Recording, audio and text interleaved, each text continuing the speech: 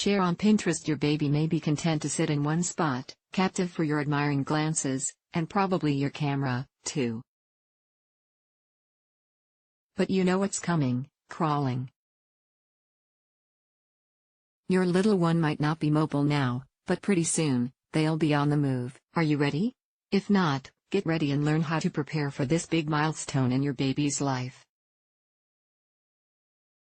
Average age range for crawling. It's easy to get impatient waiting for your baby to start crawling. Your friend's baby might be an early crawler, and it's hard not to compare your child to theirs. But there's a wide range of normal when it comes to crawling. Most babies begin to creep or crawl, or scoot or roll, between 6 and 12 months. And for many of them, the crawling stage doesn't last long. Once they get a taste of independence, they start pulling up and cruising on the way to walking. Types of crawling. There's more than one way for a baby to move from point A to point B without walking. In fact, there are a variety of crawling styles, and your baby will probably have a favorite one. And experts say that's just fine. It's all about getting from one place to another, after all. Here are some of the most common styles, according to the American Academy of Pediatrics. Classic crawl. This is what everyone thinks about when they hear the word crawl. Your baby creeps across the floor on hands and knees, alternating hands with opposite knees, with their tummies off the floor, bottom scoot. This is just like it sounds. Babies sit on their bottoms and push themselves along with their hands, rolling. Why crawl when you can roll? You still get to where you're going, right? Combat crawl. You might also hear this mode of transportation called the commando crawl. Babies lie on their bellies, with their legs out behind them, and pull or push themselves forward with their arms. No camouflage required. Crab crawl. In this variation, babies propel themselves forward with their hands while keeping their knees bent, like a little round crab scuttling across the sand. Bear crawl. Remember the classic crawl? This is a variation on that style, except babies keep their legs straight, rather than bent. Signs that your baby will crawl soon. When your baby's playing on the floor, you're probably already keeping a close eye on the situation. Start watching for the most common signs that your baby's getting ready to crawl.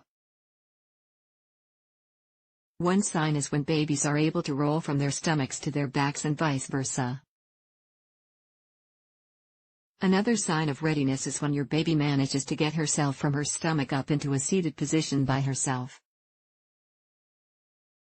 Some babies will get up on their hands and knees and rock back and forth, while you hold your breath and wait to see if they start moving forward. Others even start to try to push or pull themselves with their arms when they're lying on their stomachs, which you may recognize as the beginning of combat crawling. These are all cues that your baby may be about to start moving on. What you can do to encourage crawling often: just when your back is turned, your baby will choose that moment to start crawling or scooting across the floor. Until then, you can encourage your baby to get ready to crawl with these strategies. Give your baby lots of tummy time. Even young infants can benefit from some wiggle time on their bellies. Think of it as very early strength training. Tummy time really does help them develop strength in their shoulders, arms, and torso. Eventually, they'll use those muscles to help them start crawling.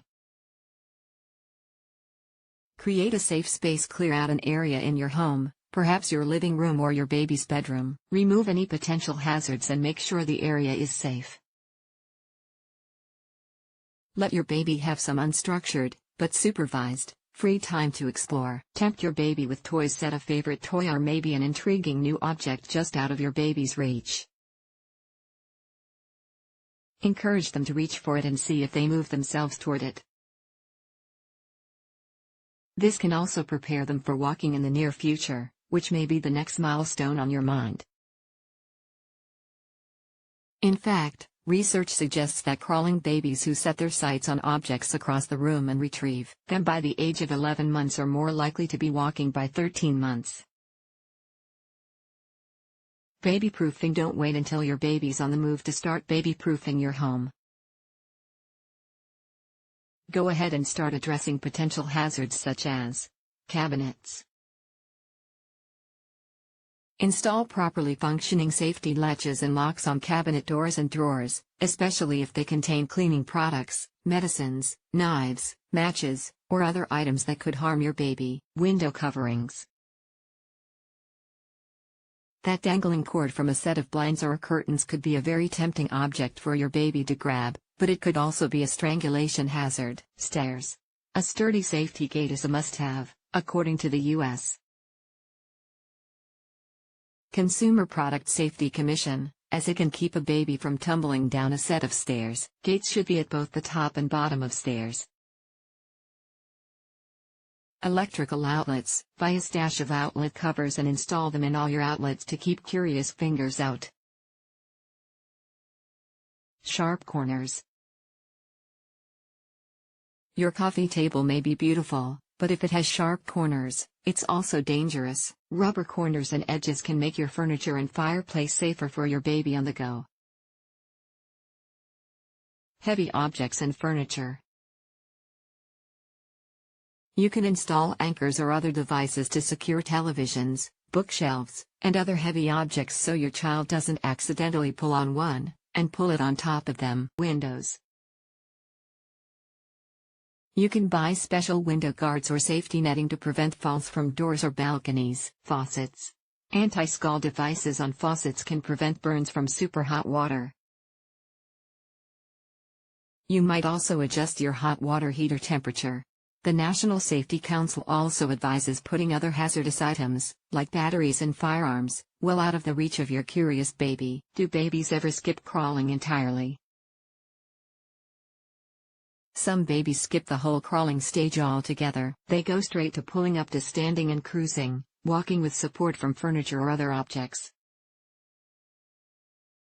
And before you know it, they're walking, and you're chasing them.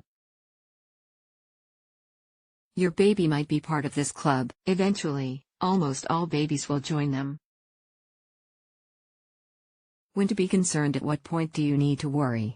Before you panic that your child is 9, 10, or 11 months old and not crawling yet, let's run down your checklist. Have you baby-proofed your home? Given your baby plenty of time to play on the floor? Freed your baby from the stroller, crib, bouncy seat, or saucer as much as possible?